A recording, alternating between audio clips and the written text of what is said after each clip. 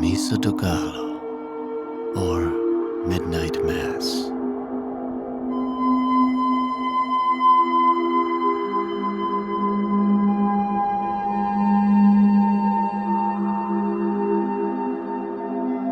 Written by Joaquim Maria Machado de Assis.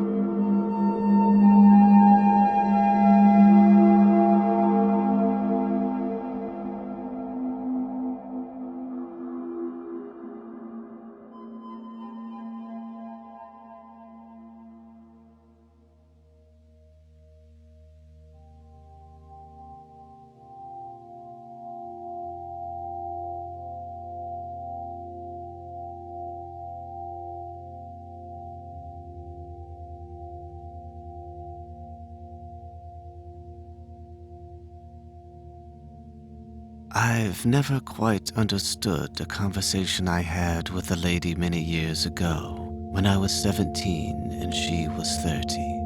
It was Christmas Eve. Having arranged to attend midnight mass with a neighbor, I had agreed that I would stay awake and call for him just before midnight.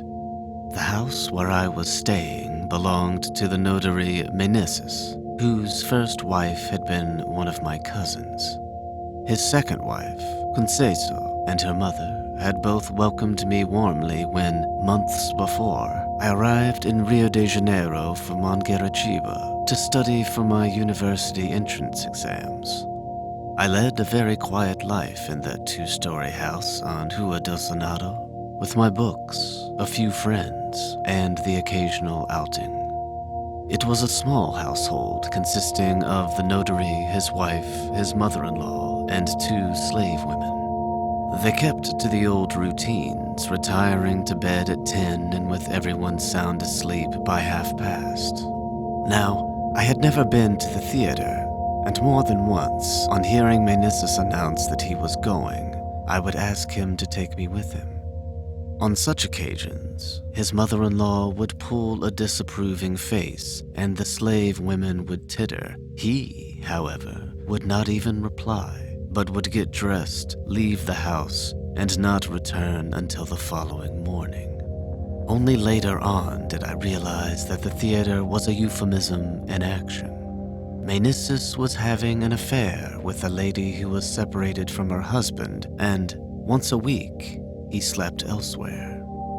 At first, Costa had found the existence of this mistress deeply wounding, but in the end, she had resigned herself and grown accustomed to the situation, deciding that there was nothing untoward about it at all. Good, kind Costa. People called her a saint, and she did full justice to that title, given how easily she put up with her husband's neglect. Hers was a very moderate nature, with no extremes, no tearful tantrums, and no great outbursts of hilarity. In this respect, she would have been fine as a Muslim woman and would have been quite happy in a harem, as long as appearances were maintained.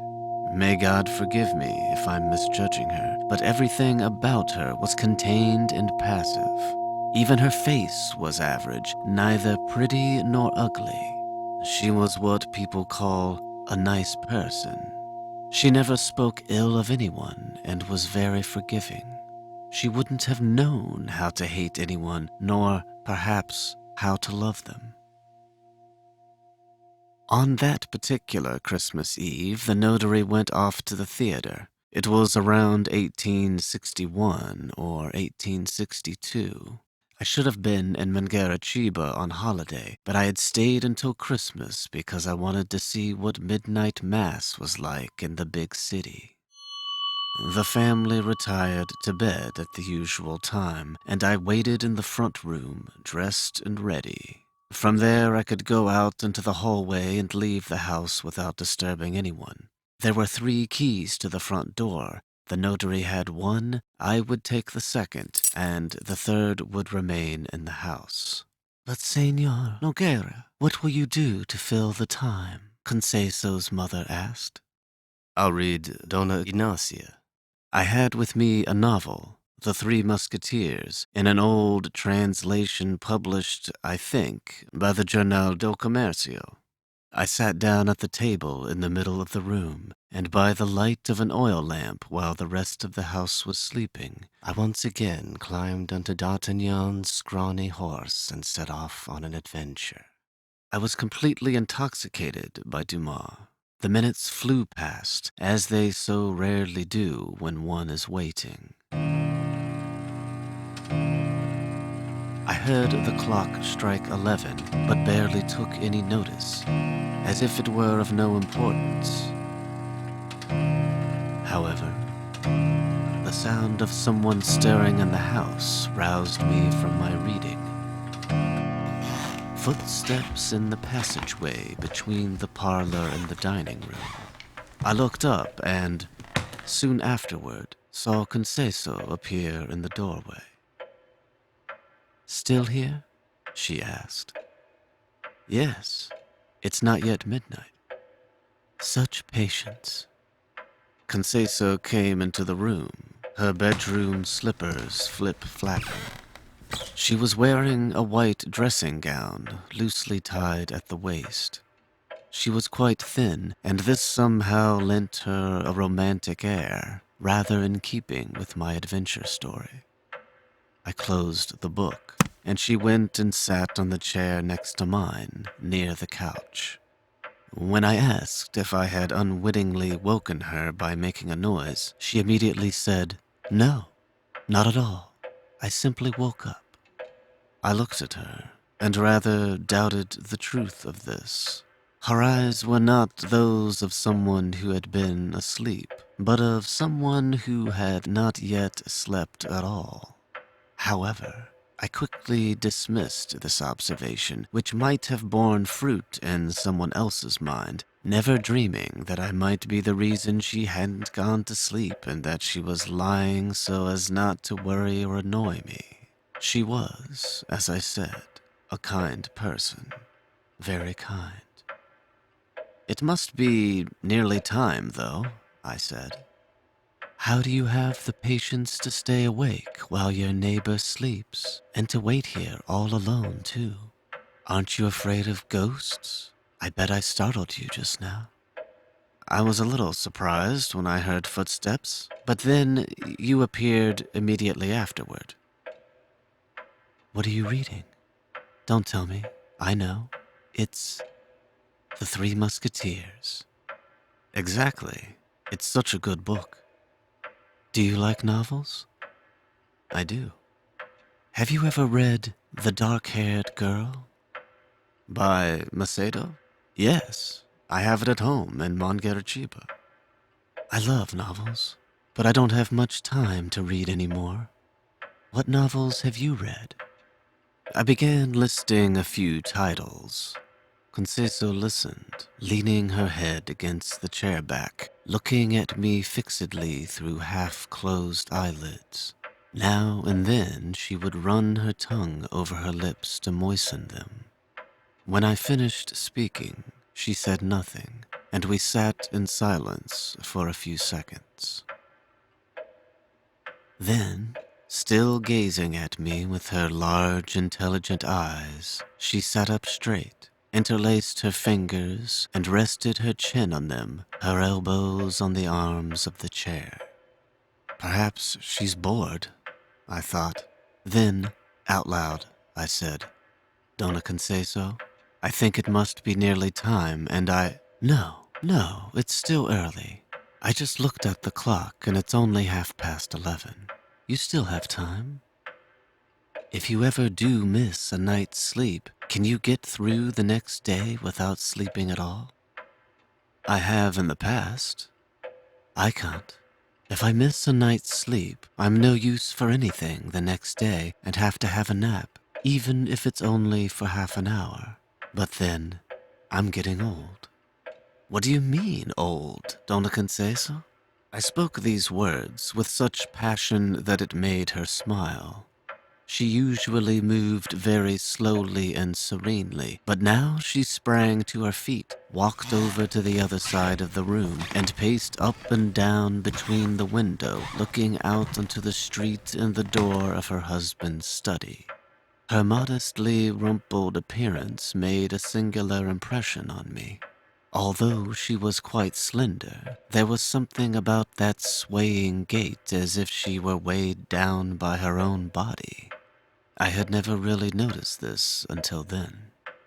She paused occasionally to examine the hem of a curtain or to adjust the position of some object on the sideboard.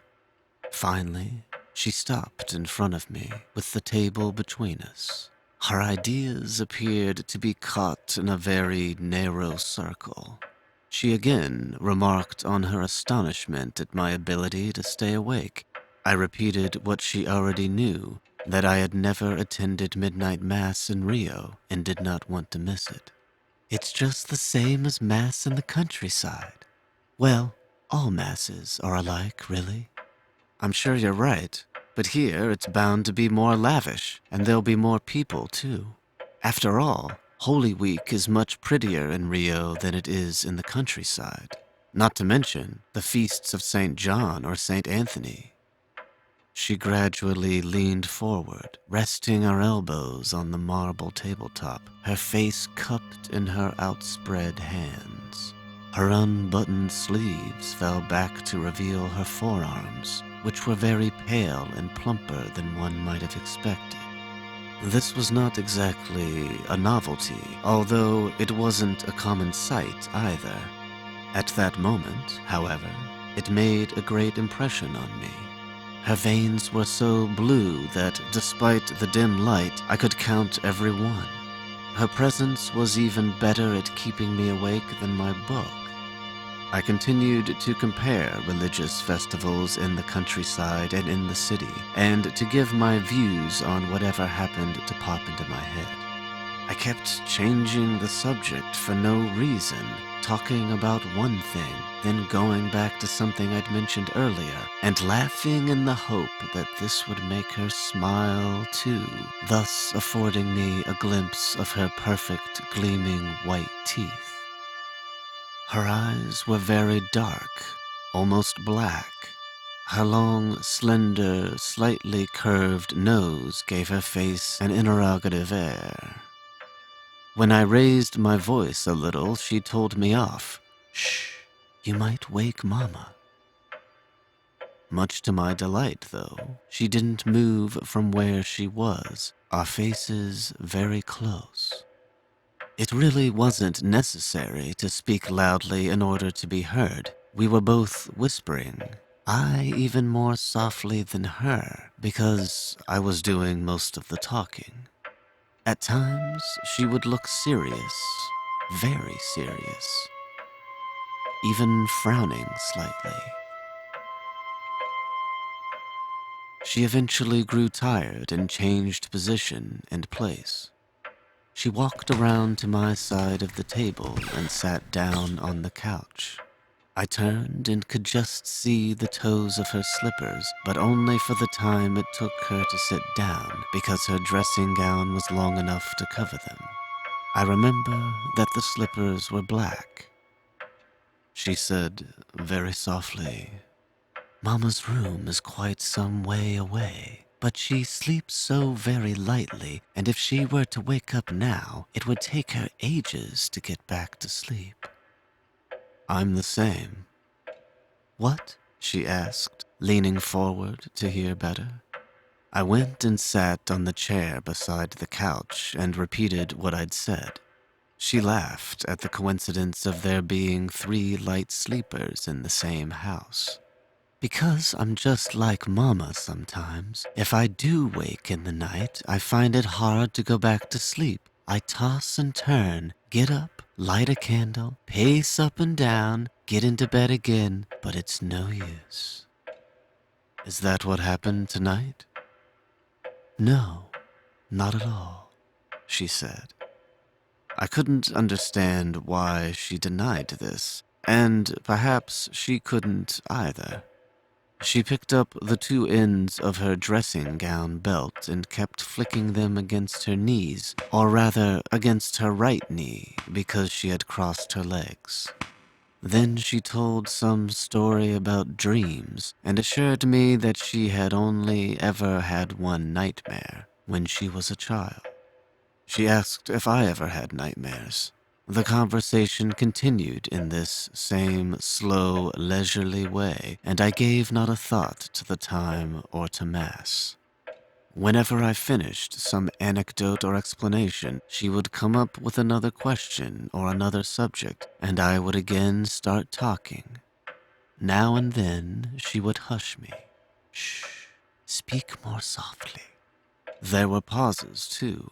Twice I thought she had dropped asleep, but her eyes, which had closed for an instant, immediately opened again, with no sign of tiredness or fatigue, as if she had merely closed them in order to see more clearly. On one occasion, I think she became aware of my rapt gaze, and she closed her eyes again. Whether quickly or slowly, I can't recall. Other memories of that night appear to me as truncated or confused. I contradict myself, stumble. One memory does still remain fresh, though. At one point, she, who I had only thought of as nice-looking before, looked really pretty, positively lovely. She was standing up, arms folded. Out of politeness, I made as if to stand up too, but she stopped me, placing one hand on my shoulder and obliging me to sit down again. I thought she was about to say something, but instead she shivered, as if she suddenly felt cold, then turned and sat in the chair where I had been sitting when she entered the room. From there, she glanced up at the mirror above the couch and commented on the two engravings on the wall. They're getting old, those pictures. I've already asked Siquinho to buy some new ones. Siquinho was her husband. The pictures exemplified the man's main interest. One was a representation of Cleopatra, and I can't remember the other one, but both were of women. They were perhaps rather vulgar, but at the time I didn't think them particularly ugly. They're pretty, I said. Yes, but they're rather faded now. And frankly, I would prefer two images of saints. These are more suited to a boy's bedroom or a barber's shop. A barber's shop? But you've never been in one, have you? No, but I imagine that while they're waiting, the customers talk about girls and love affairs, and naturally, the owner brightens up the place with a few pretty pictures. The ones over there just don't seem appropriate in a family home. At least, that's what I think. But then I often have strange thoughts. Anyway, I don't like them. In my prayer niche, I have a really beautiful statuette of Our Lady of the Conception, my patron saint.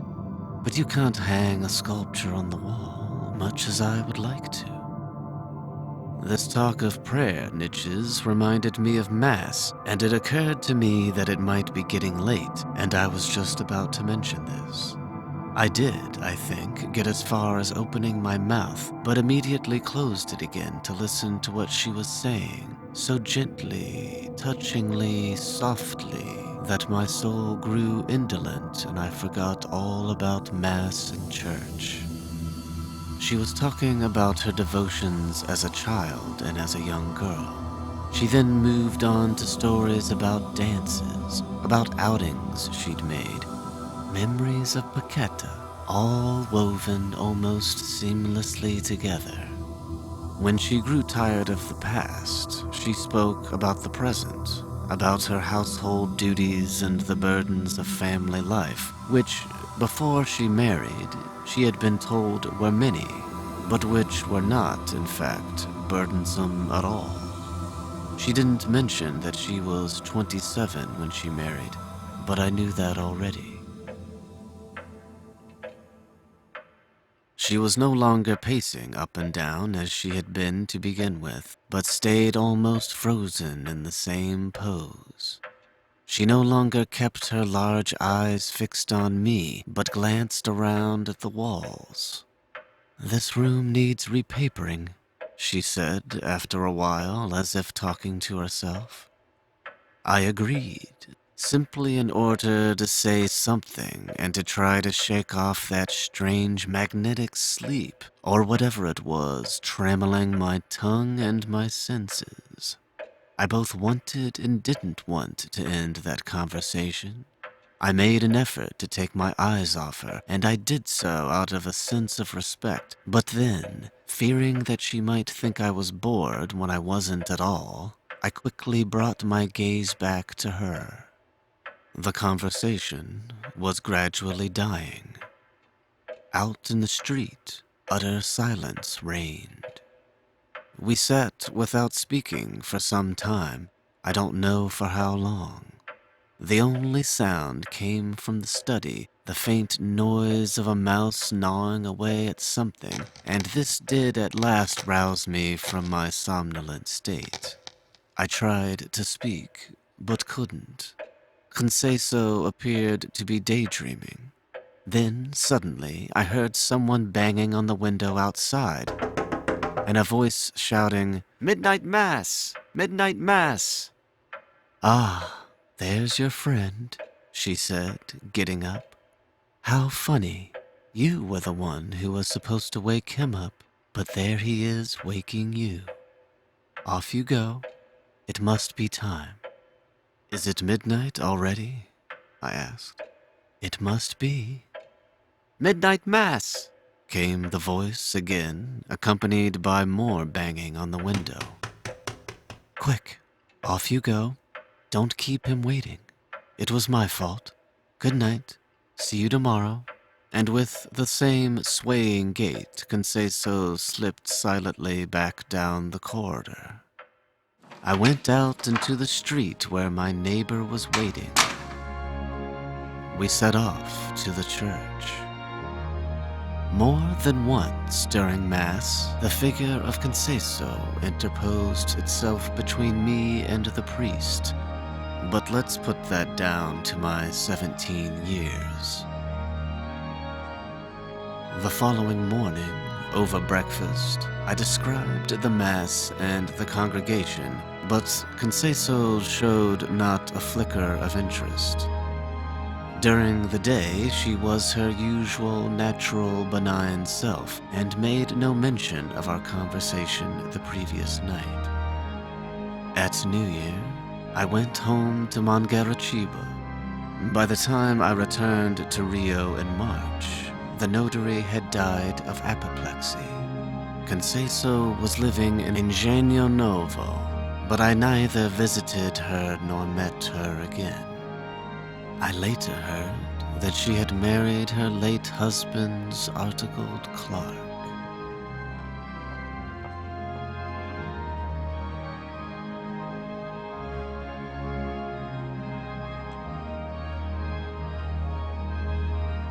That was a Missa de Gallo, or Midnight Mass, written by Joaquim Maria Machado de Assis. Narrated and engineered by Deckard Croix. Published by Anorak Arts.